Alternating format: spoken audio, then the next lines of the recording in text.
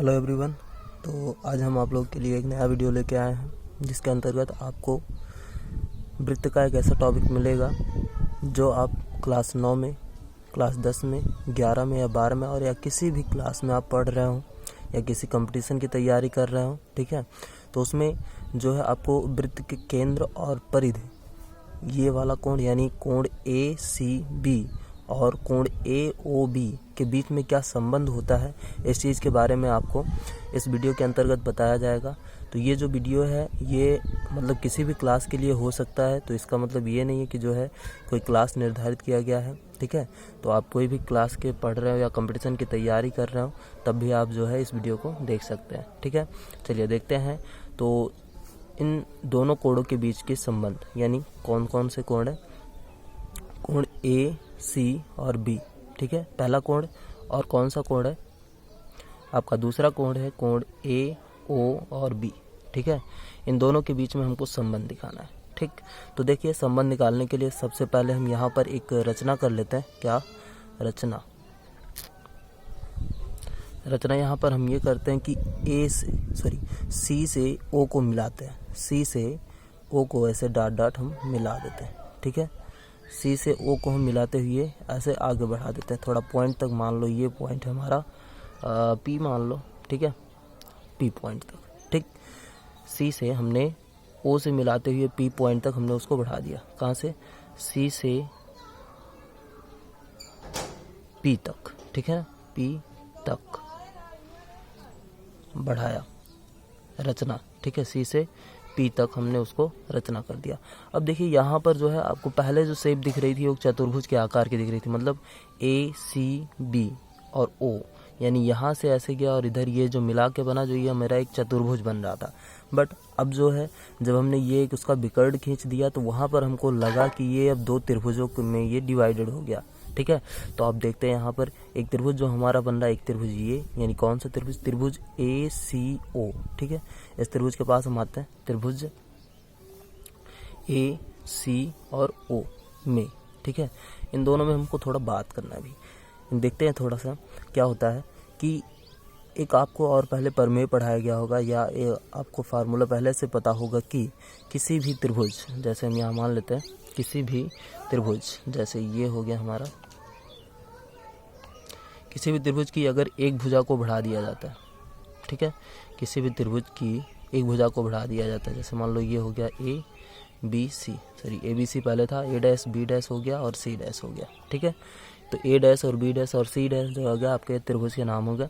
अब यहाँ पर जब किसी एक भुजा को बढ़ा दिया जाता है तो इन त्रिभुज के तीनों कोणों के अलावा एक और कोण बन जाता है जिसका नाम होता है यहाँ पर बहिष्य कोण, ठीक है। ये बहिष्य कोण जो होता है इसका कुछ एक संबंध होता है इस त्रिभुज के कोणों के अंदर, ठीक है। तो ये बहिष्य कोण जो होता है वो अपने से दूर स्थित दोनों अंतःकोणों के, त्रिभुज के दोनों अंतःकोणों के योगफल के बराबर होता है, ठीक है। यानी कोण एंगल A डैश और प्लस में angle B dash is equal to angle AC, मान लो O तक गया, P तक गया है, ACP, ठीक है, A डैश C डैश और P। ये हमारा एक संबंध पहले से हमको बताया गया है कि किसी भी ट्रायंगल यानी त्रिभुज का बाह्य कोण जो है, आपका बाह्य जो कोण होता है वो अपने से दूर स्थित दोनों अंतःकोणों के योगफल के बराबर होता है, ठीक है। दोनों अंतःकोणों के योगफल के बराबर होता है। तो वही रूल हम यहाँ पर लागू करने वाले हैं, आपको शायद पता भी होगा, ठीक है। चलिए देखते हैं। अब यहाँ पर जो हमारा है कि ये रूल यहाँ पे लागू करते हैं हम AOP, देखते हैं यहाँ पे एंगल AO और P, ठीक है, AOP ये बराबर किसके होगा? Angle ACO, angle ACO। और दूसरा एंगल कौन सा हो रहा है? क्योंकि इसके पास वाला ये कोण है, इसको हमको छोड़ के बात करना है। इस त्रिभुज की बात हम अगर कर रहे हैं तो इसको छोड़ के बात करना है, यानी एक एंगल हमारा यहाँ पे बन रहा है छोटा सा और एक एंगल हमारा यहाँ छोटा सा बन रहा है। तो उसका नाम, एक का नाम हमने लिख दिया, बराबर नहीं चाहिए था, यहाँ पर प्लस का चिन्ह चाहिए था, तो एक सेकंड गड़बड़ हो गया, बराबर ही चाहिए था। फिर से मैं लिख देता हूँ, एंगल AO और P बराबर, ठीक है, AC और पी। आप यहाँ पर ओ भी लिख सकते हो, कोई दिक्कत नहीं, बट मैंने पी लिखा क्योंकि भाई इसी कोण से थोड़ा मुझे रीजन लेना है। ठीक है, अब देखते हैं दूसरा कौन सा होता है, ओ ए सी। ठीक है, प्लस कोण ओ ए और सी। ठीक, यहाँ पे हमने देखा कि जो है ए सी पी प्लस कोण ओ ए सी। ठीक, ओ ए सी। अब यहाँ पर जो भी आपका इसके साथ साथ में ये जो हमारा एक त्रिभुज बन रहा है इधर से, ठीक है, वो कैसा त्रिभुज बन रहा है, यहाँ पर आपको पता होगा कि जो वृत्त की जो त्रिज्याएं होती हैं वो बराबर होती हैं। ठीक है ना, वृत्त की जो त्रिज्याएं होती हैं वो बराबर होती हैं, मतलब जो ये CO खींचा गया वो भी एक बराबर त्रिज्या है, और जो AO है वो भी एक बराबर त्रिज्या है, मतलब CO के बराबर AO है। यानी जो हमारा ये त्रिभुज बना है वो कैसा त्रिभुज है, समद्विबाहु त्रिभुज है। ठीक है, समद्विबाहु त्रिभुज जो होता है वो क्या होता है, उसका एक गुण होता है कि अपने जो आधार के कोण होते हैं उनके, मतलब समद्विबाहु त्रिभुज के आधार के कोण बराबर होते हैं। ठीक है, तो मैं एक सिंबल यहाँ दिखा देता हूँ, सिंपल सा। जैसे मान लेते हैं ये वाला जो ट्रायंगल है समद्विबाहु त्रिभुज है, जिसमें ये वाली पूरी भुजा इस पूरी भुजा के बराबर है। ठीक है, ये जब दोनों भुजाएं बराबर हैं तो इनके जो आधार के कोण होते हैं, ये वाला एंगल बराबर इस वाले एंगल के हो जाएगा ना, आपको शायद पता भी होगा पहले से। चलिए देखते हैं, तो यहाँ पर जो एंगल बन रहा है, मतलब जो ये हमारा समद्विबाहु त्रिभुज है, तो ये साइड इस साइड के बराबर है। ठीक है, तो यहाँ पर ये वाला एंगल इस वाले एंगल के भी बराबर हो जाएगा। ठीक है ना, इस रूल के हिसाब से आधार का कोण जो है दोनों के बराबर हो जाएगा। चलिए हम देखते हैं कौन कौन से। तो यहाँ पर हमने लिख दिया कोण AOP और बराबर कोण कौन सा, दोनों देखते हैं, ACP है। ठीक है, और AOP है। तो मुझे ACP से मतलब है। ठीक है, AOC से नहीं मतलब है, OAC से, सॉरी। तो हम इसी को इसको ऐसे रहने देते हैं, इसको चेंज कर लेते हैं। देखो AC और P, यहाँ एंगल का निशान लगाते हुए, ठीक है, एंगल ACP और प्लस में इसको फिर से हम OAC को हम भी ACP बना लेते हैं। ठीक है, तो एंगल ACP, क्योंकि दोनों बराबर थे इसलिए हमने उसको चेंज कर दिया। ठीक है, एंगल ACP और ACP कितने लोग हो गए, 2 एंगल हो गए। एंगल AC और P मिला के कितने, 2। तो यहाँ पर 2 एंगल ACP हो गया और किसके, कोण एंगल AOP के। ठीक है, ये चीज़ें आपको मिल गई। तो इसके बाद हम इसको इक्वेशन फर्स्ट मान लेते हैं। ठीक है, इक्वेशन फर्स्ट हो गया जैसे कि आपका, तैसे हम देखते हैं आगे की तरफ अपना कुछ सारा प्रोसेस। अब यहाँ पे एक सेकंड, फिगर दिख रहा है, हाँ फिगर दिखने लगा अभी। अब देखते हैं अगला जो आपका एक ट्रायंगल बन रहा था, वो ट्रायंगल है आपका COB, दूसरा वाला ट्रायंगल। सेम इसी तरह से आपको प्रोसेस लेना है CO और B में। ठीक है, ये जो आपका ट्रायंगल है इसके हिसाब से अगर हम देखते हैं तो फिर से वही चीज़ें, सारी चीज़ें मुझे मिल रही हैं। यहाँ पर भी हमारा जो ट्रायंगल बन रहा था उसकी एक भुजा को हमने बढ़ा दिया है। जब बढ़ाया तो उसका भी एक बहिष्य कोण बन रहा था, और वही बहिष्य कोण क्या होता है, अपने से दूर स्थित त्रिभुज के दोनों अंतःकोणों के योगफल के बराबर होता है। ठीक है, तो अपने से दूर स्थित त्रिभुज के दोनों अंतःकोणों के योगफल के बराबर, वही रूल हम यहाँ पर भी लागू करते हैं। देखिए कौन सा होता है, तो एंगल OB और C, एंगल OB और C। ठीक है, OBC और प्लस कौन सा, OCB, एंगल OC और B बराबर किसके होगा, POB के, या BOP, जैसे भी आप लिखने पाओ। ठीक है, BO और P, ये दोनों एंगल हो गए। ठीक, अब यहाँ पे हम देखते हैं कि जो हमारा फिर से वही चीज़ बन रहा है कि OBC, ये वाला एक एंगल है। ठीक है, और फिर दूसरा कौन सा है, BCO या OCB, दूसरा वाला एंगल हमारा ही है। इन दोनों एंगल को हम फिर से ध्यान से देखते हैं तो वो भी एक समद्विबाहु त्रिभुज बन रहा है, क्योंकि ये भी एक क्या नाम है, त्रिज्या है, और ये भी एक त्रिज्या। ठीक है, तो दोनों त्रिज्याएं जब होती हैं, वृत्त की त्रिज्या हमेशा बराबर होती हैं, तो ये वाले रेखा कोण के बराबर होगा। ठीक है, तो यहाँ पर जो हम दोनों कोण देख रहे हैं बराबर हो गया। फिर से हम वही चीज़ यहाँ पे लागू करते हैं कि दोनों में से किसी एक को हम बदल देते हैं। ठीक है, तो देखते हैं, तो OBC को हम बदलते हैं यहाँ पे। क्यों, क्योंकि मुझे इस कोण से थोड़ा संबंध निकालना है इस कोण का। तो ये दोनों कोण ही रहेंगे तो ज़्यादा बेटर रहेगा, ठीक है। तो इस कोण का मुझे उसमें कोई काम नहीं है, इसलिए मैं इसको बदल देता हूँ। तो यहाँ पर हो गया कोण OCB और प्लस कोण OCB, ठीक है। और ये बराबर किसके होगा, कोण BOP के हो गया, ठीक।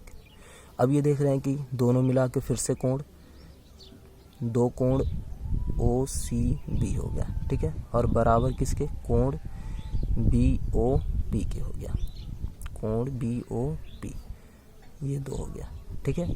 दो कोण OCB बराबर कोण BOP, ठीक है।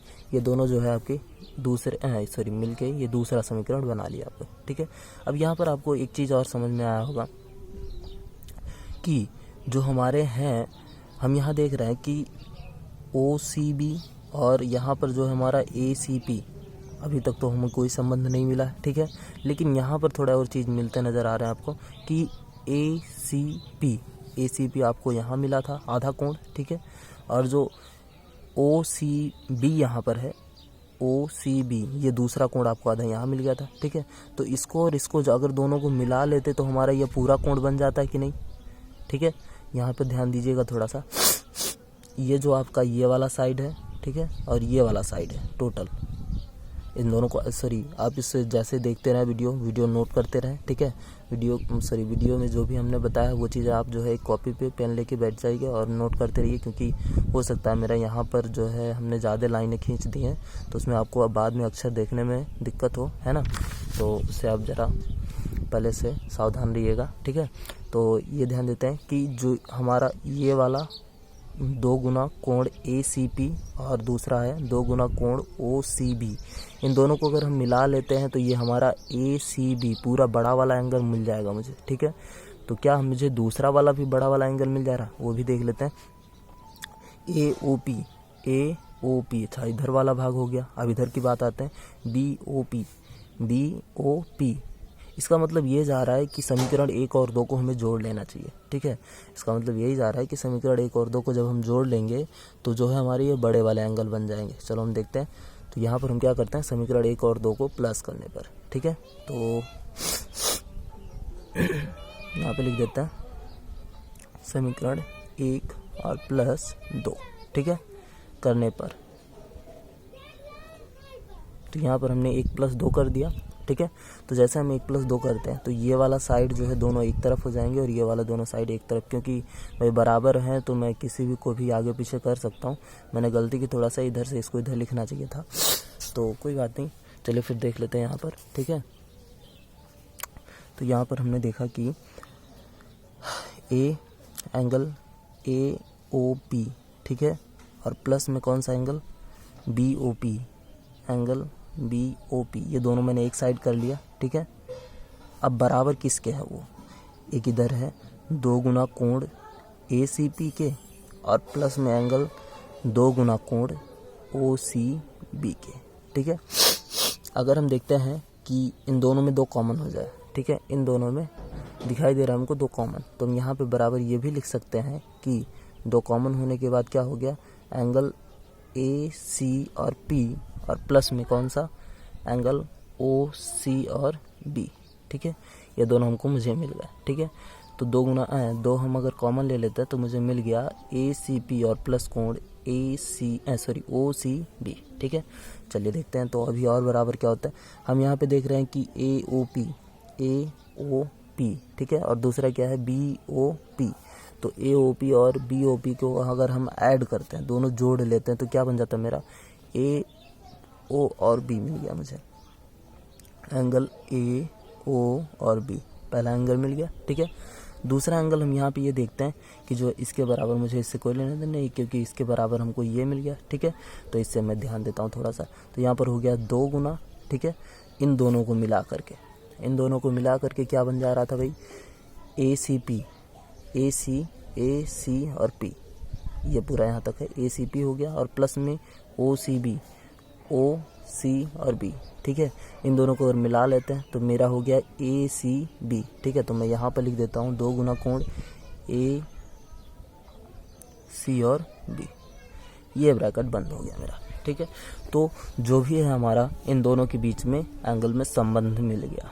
और कोई एंगल इनके बीच में नहीं है, तो ये मेरा हो गया संबंध। चाहो तो आप ऐसे इसको लिख दो, या फिर आप ऐसे भी लिख सकते हो इनको, angle AOB is equal to 2 multiply by angle ACB।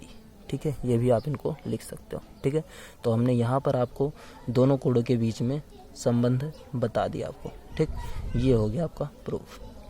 इसको आप हिंदी में अगर बोलना चाहते तो आप ऐसे भी बोल सकते हो कि जो हमारा AOB है वो क्या है, AOB जो है केंद्र पर बना कोण है। ठीक है, और ये जो है ACB जो है, ACB जो वो आपका परिधि पर बना कोण है। तो आप ऐसे भी कह सकते हो कि केंद्र पर बना कोण परिधि पर बने कोण का 2 गुना होता है। ठीक है, परिधि पे बने कोण का मतलब गुणा, ठीक है, 2 गुना होता है कौन सा कोण, केंद्र पर बना कोण। ठीक है, चलिए, तो आप इसको ऐसे बोल सकते हैं। अगर वीडियो अच्छा लगा हो तो लाइक एंड शेयर ज़रूर करें। ठीक है, और अपने मित्रों के साथ भी शेयर करें इसको।